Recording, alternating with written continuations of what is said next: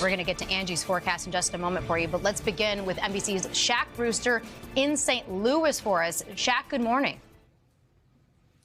Good morning. And in just the past couple of minutes, that overnight curfew that was in place for parts of St. Louis is now lifted. Officials essentially asking people to stay home so they can clean up and inspect the devastation similar to what you're seeing behind me. This is the historic Harlem Tap Room in St. Louis. You can see a suspected tornado essentially ripping through this building, collapsing parts of it. You see the bricks on that car behind me. You have scenes like this across the city. As I should mention, patrons were inside at this point. Now, we know in other parts of the city you have rescues that were underway. When you look across St. Louis, across Missouri, 7 people were killed from suspected tornadoes, according to officials. We know that dozens of others, I should say, were injured as 5,000 homes were damaged in Missouri alone. This is all part of a system that brought 11 tornadoes to Minnesota and Wisconsin Thursday. It hit here and then moved east overnight. We just learned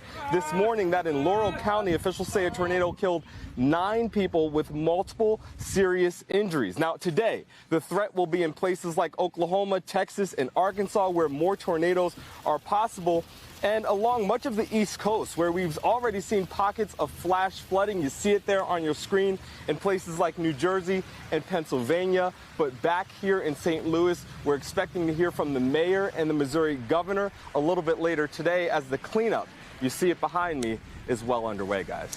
Long recovery. Shaquille Brewster starting us off this morning. Thank you. And it's not over yet. Millions of people still facing the possibility of more severe weather today. Angie Lassman is here with the forecast. Angie, good morning. Guys, good morning. It was an active finish to our work week, and it's an active start to our weekend. Unfortunately, you can see some of these thunderstorm watches that are already up, stretching basically from the Carolinas back across parts of the southeast. This is a line of thunderstorms we're going to be watching through the morning hours, and those are lasting well into late morning, if not early afternoon. You can see Raleigh right in the bullseye of one of those. And these are, of course, packed with plenty of lightning, but we're going to ramp things up again here as we get into the afternoon hours, specifically across parts of New England and across parts of the plains. No surprise, the plains are going to be active not just for today, but for the next couple of days. We even look to tomorrow to see some of these stronger thunderstorms developing.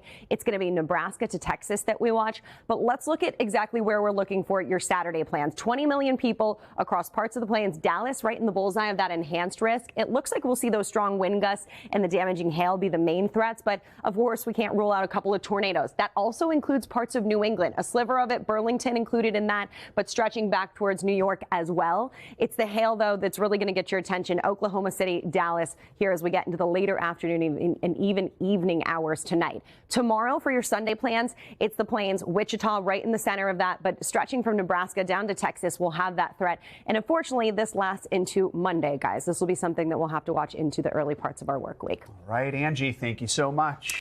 Hey, thanks for watching. And don't forget, you can catch the Today Show every morning on NBC or take Today when you're on the go. Just follow the Today podcast on Apple Podcasts, Spotify, or wherever you listen.